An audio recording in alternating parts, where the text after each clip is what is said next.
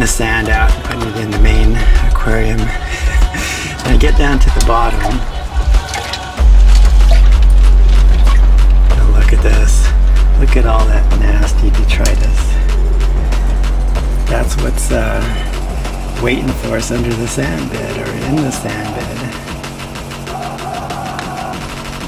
I don't know. I'm kind of starting to lean over to the bare bottom side.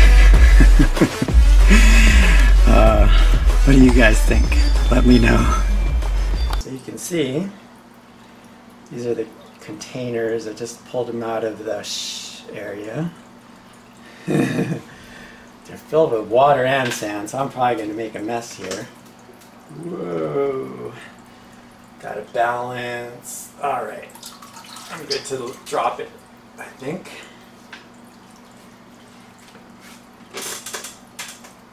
Just going to slowly take her down. Don't get too carried away. I think I'm going to put it towards the back more. See how cloudy it gets. Not too bad.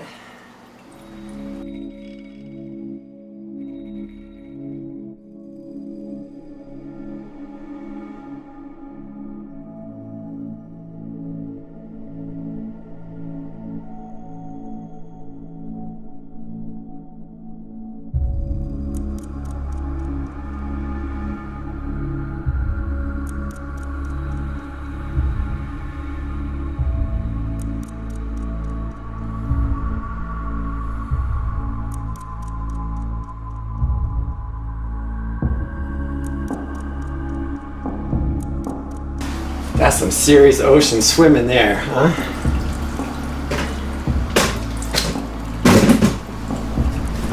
Let's get a close-up action shot.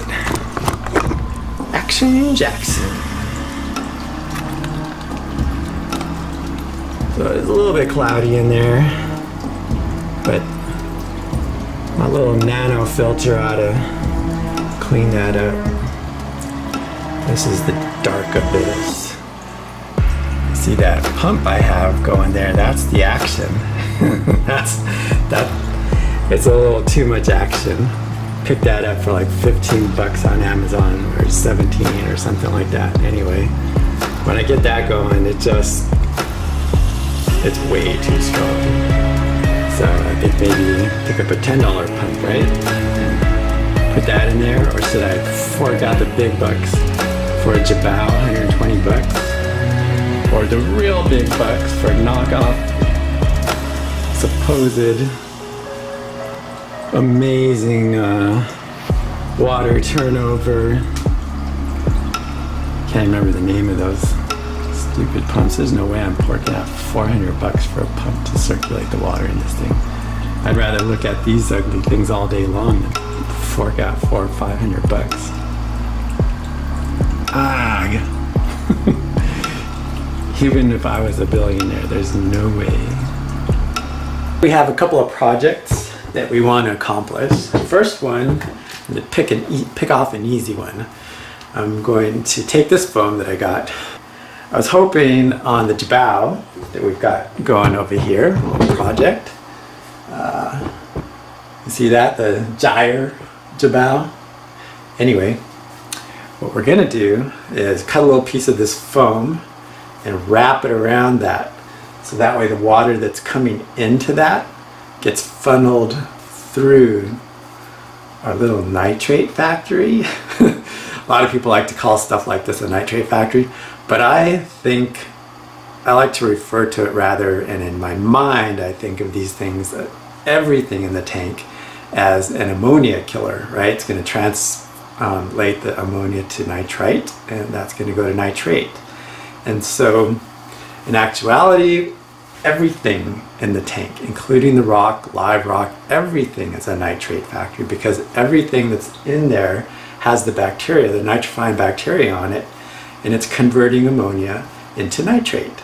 Or my main motivation, to take some of that stuff out of the water, out of the column that's floating around, all the algae and whatnot, and This is something that I'm probably going to change out maybe once every 2 or 3 days or something like that. Should be a quick little easy swap in and out. We'll head over to the sink. I'm going to put this one down here because when it was delivered there was a couple of them. And I've already washed this one. I've rinsed it out and I've got sitting in a bucket just to drain for me. Here, let me show you. I had this on there, which I also rinsed out. I had this on there. You can see how dirty it is, and I rinsed it out, so it was super, super dirty. Whoa, the camera's swinging on me. I didn't lock it down. It was super, super dirty, but I had it in there for a whole week, so we can see how nasty that water is. Let's go ahead and put it on. See how I'm going. The second project I have, though, before I get away from that, is this heater over here. So I've got 3 heaters in there. I have 2 300-watt heaters and I have 1 500-watt heater, and they're just barely keeping up. And currently the temperature in the house is 67. You can see that there. And they're having the darndest time just raising the temperature to 78 degrees I have over there. You can see, let's see, way off over there in the distance. Zoom in, woo. You can see we're sitting at 78.2. The thing is, when I woke up this morning, that temperature was not 78.2. It was 76.7. And it's taken, what time are we? We are at 12:30 according to our clocks there. And when I woke up, it was about 6 o'clock this morning, and it was kind of cold out. We're getting cold here in Seattle. Not freezing. We don't get freezing here in Seattle. And I like to keep our house walking around temperature 66, 67 degrees. That's where I'm at. And so I need to do something else to help those heaters out, because they're drawing a lot of energy. They're drawing, what did I say, 500, 300, 1,100 watts. Did I get that right? And that's too much. So I have this electric heater here. Let's spin around. Ooh. I have this electric heater here. This is a hang on the wall. You have a little dial here. You can mess around with the temperature. I put a watt meter on here, and so I know this runs, if I have it at about 50%, it runs at about 150 watts. So it's drawing less energy than any of those heaters that are in the tank, and it's probably putting out a heck of a lot more heat. So what I'm going to do,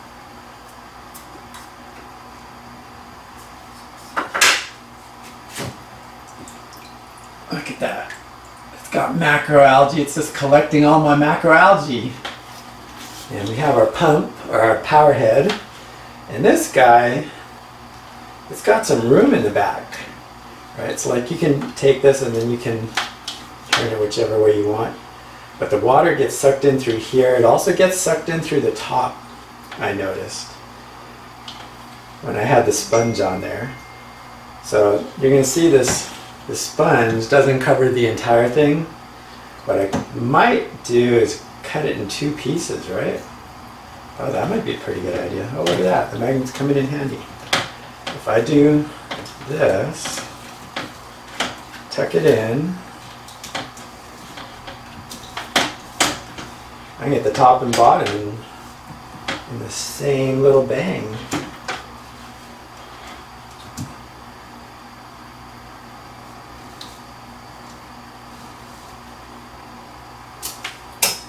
Let's see, we only want to go to there. How's that look? Oh my God. All right.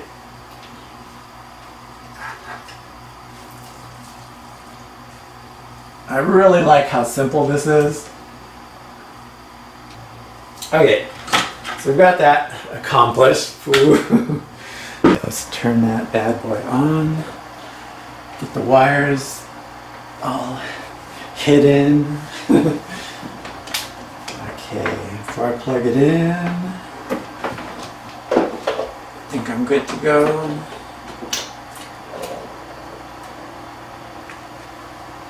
Okay.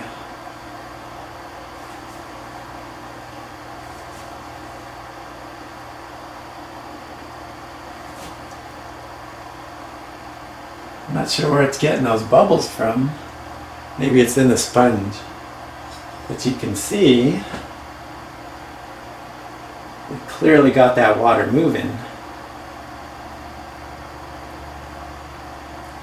Oh, here comes a little example. Let's see if this gets sucked up in there or if it gets in the sponge. Ooh, in the sponge, but then it kind of wanted to drift around and go in, didn't it? It kind of wants to drift, but some of it's gone. It's first going through that sponge. I kind of like that. Now we'll move on. The way these things, these heaters work, you can see it has air that wants to come up through the bottom, air that gets out the top, and it uses convection. So there aren't any fans in here. Air, just when it's heated, heat rises and then the cold air goes in. So what I'm trying to get at here is I need to leave room on the bottom, and normally there's hooks that you hang on the wall, but behind that fish tank over there I can't get to it, right? Unless I'm a human He-Man or something, which I'm not. So what I'm going to do, since I can't hang hooks, I stuck a piece of tape in here. That's the little switch, the safety switch. Uh-oh. Don't do this at home, folks. So I've got the safety switch locked, so it'll allow it to turn on, and I'm going to cut a couple of chunks of PVC, hot glue them on here because you can take hot glue off. One on each side, maybe a little taller than this. And then I'm just going to sit on the floor back there. So that way the heat will rise and fill up that whole back wall. Let's get her going. Get a little bit more glue in there.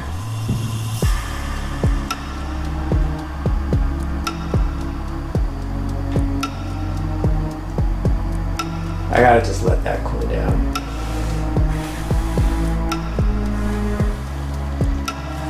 You know when it's solidified a little bit more is when it changes color, and that's nowhere near changing color. This thing is so hot, I'm gonna just turn it off for a little bit.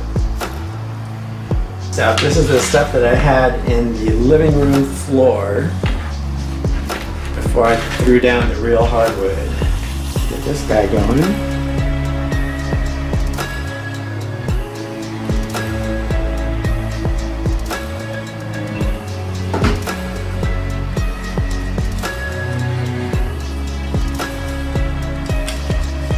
Come on, Mr. Cardboard, cooperate. He's not liking it. Now the glue won't just fall through. Hopefully it'll get locked there. Might not get the cardboard out of there. Catch fire later. Oh, look at that. That's one way to slow it down from melting too fast. Turn the power off so it's not as hot. Oh, that's smart. This guy a little backup. A backup bead.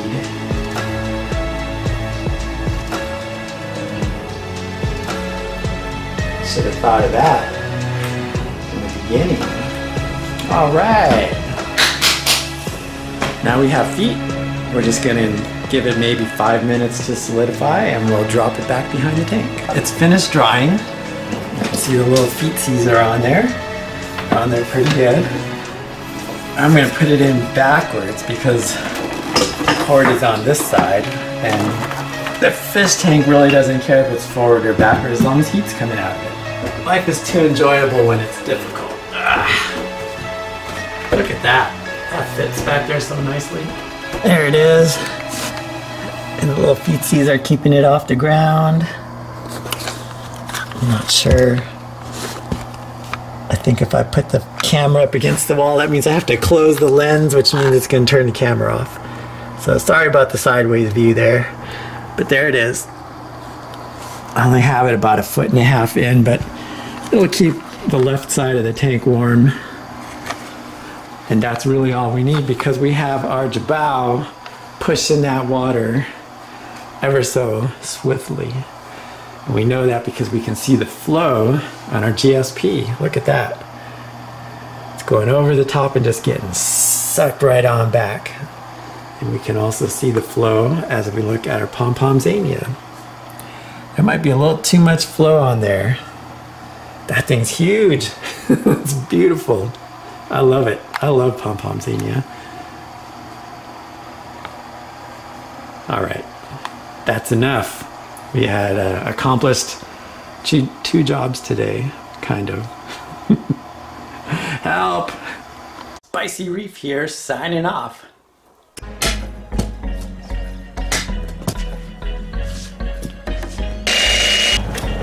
Now what are you doing? I think I got it.